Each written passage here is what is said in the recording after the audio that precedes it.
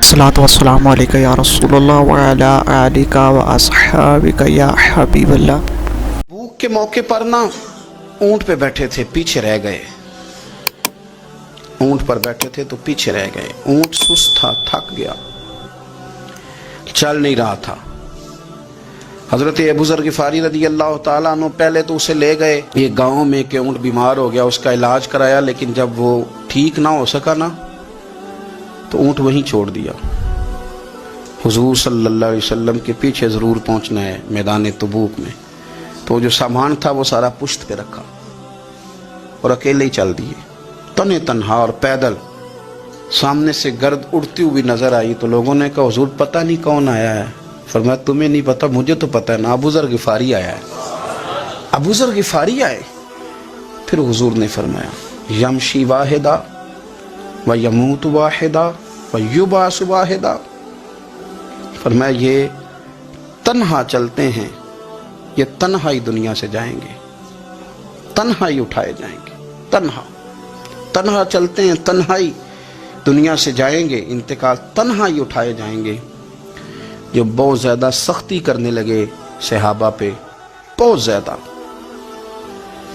تو حضرت عثمان غنی رضی اللہ تعالیٰ عنہ نے فرمایا کہ آپ اپنے مزاج کے لحاظ سے تو درست ہیں، پر جو چیز آپ طاری کرنا چاہتے ہیں جب شریعت گنجائش دیتی ہے تو آپ کیوں اتنی سختی فرماتے ہیں؟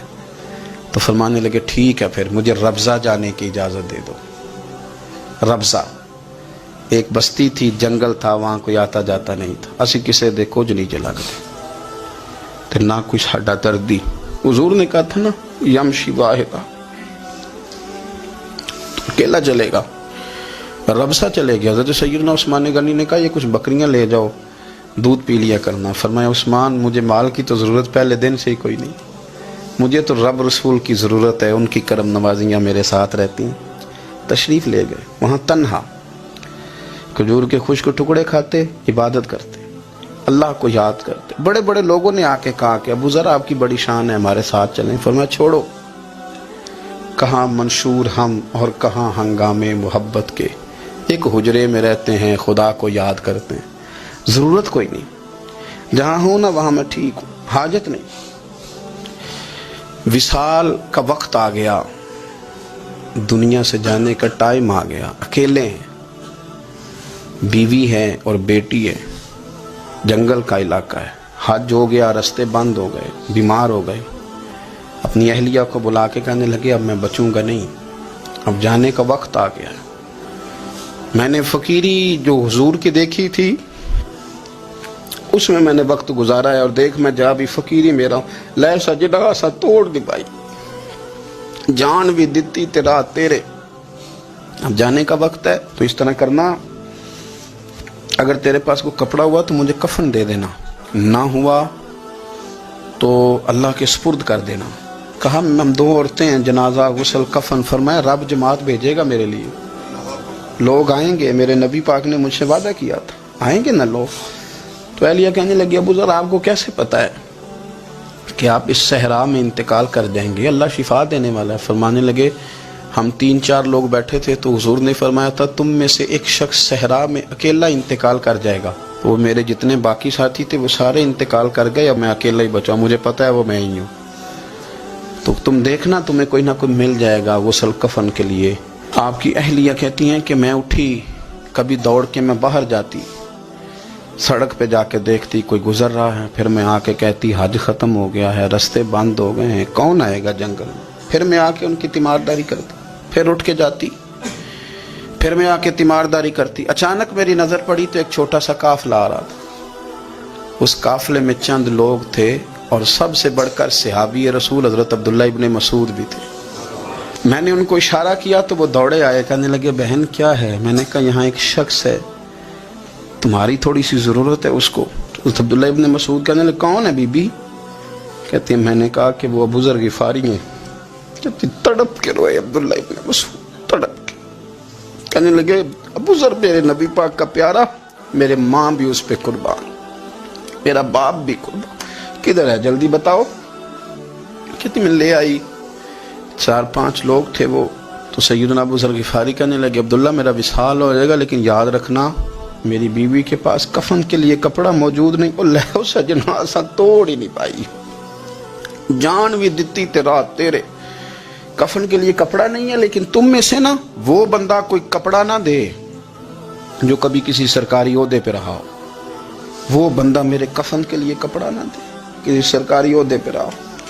एक अंसारी जवान कहने लगा, अबू ज़र मैं कभी किसी ओहदे पे नहीं रहा, अगर आप मेरी चादर कबूल कर लें कफन के लिए तो मैं ठीक है, मैंने ना हुजूर के तरीके पर जिंदगी गुजारी है, चुप करके मेरा जनाजा पढ़ देना और मुझे कहीं और ना लेके जाना, असी किसी दे कुछ नहीं जे लगते, तो ना कोई साडा दर्दी यहीं किसी सहरा में जंगल में यहीं कब्र खोद के मुझे दफन कर देना, मुझे जाने नहीं है किसी जगह। हज़रत अब्दुल्ला इब्न मसूद रज़ी अल्लाह ताला ने जनाजा पढ़ाया, और इस दरवेश को जो 5वें या 4थे मुसलमान हैं इनको वहाँ दफन किया। जब खबर पहुंची ना मदीने, तो सबसे ज़्यादा आंसू मौला अली ने बहाए, सबसे ज़्यादा हज़रत अली ने। लोगों ने कहा इतना क्यों रोते हो? फरमाया 2 ही तो बंदे थे जो अल्लाह के रास्ते में किसी की परवाह नहीं करते थे, अब एक ही रह गया है। कहा हुजूर क्या मतलब? फरमाया 2 ही थे, एक अबू ज़र और एक अली, अब अकेला अली तो रह गया, वो छोड़ के चले गए। हज़रत सैयदना अबू ज़र ग़िफ़ारी रज़ी अल्लाह ताला अन्हु उस अजीम शख्स का नाम है, सरदार कबीले से ताल्लुक़ था, बड़े बहादुर थे, पर हुजूर को फ़कीरी में देखा तो फिर ज़िंदगी उसी फ़कीरी में गुजार दी, उसी फ़कीरी में, उसी तरीके में वफा करके ना उसी रंग में गुजार दी, उन्हीं नक्शों पे रहे। अगरचे जायज़ था, बड़े बड़े लोग थे, बड़े बड़े लोग थे। हज़रत अब्दुर्रहमान इब्न औफ बड़ा माल था, हुजूर ने उनको जन्नती कहा, उनके पीछे नमाज पढ़ी, सब ठीक था, पर फरमाते थे यार मैं इनकार नहीं करता, पर मेरे नबी ने फ़कीरी की, हुजूर ने एक वक्त खाया एक वक्त भूख काटी, तुम किस तरह भर भर के पेट खाते हो, तुम किस तरह इतनी आसानियाँ देखते हो। हज़रत अबू ज़र ग़िफ़ारी फरमाते थे मुझे मेरे नबी पाक ने 6 बातों की वसीयत की थी, अपने बच्चों को भी बताते थे, दोस्तों को भी, 6 बातों की हुजूर ने वसीयत की थी।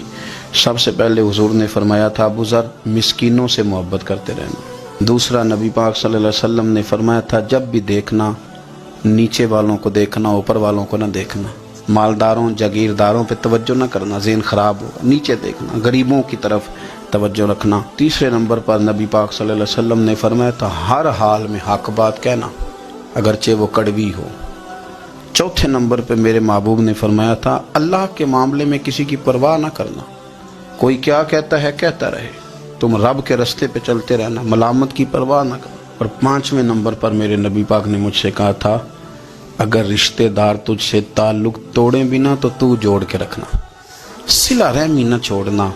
और 6ठे नंबर पर हुजूर ने फरमाया था अल्लाह के अर्श के ख़जानों में से ख़जाना है ला हौला वला कुव्वता इल्ला बिल्लाहिल अलीय्यिल अज़ीम। हुजूर ने फरमाया इसे पढ़ते रहना, इसे कभी ना छोड़ना। ऐ अल्लाह इन नेक और पाक लोगों का सदका हमारे दिलों को तकवा अता फरमा।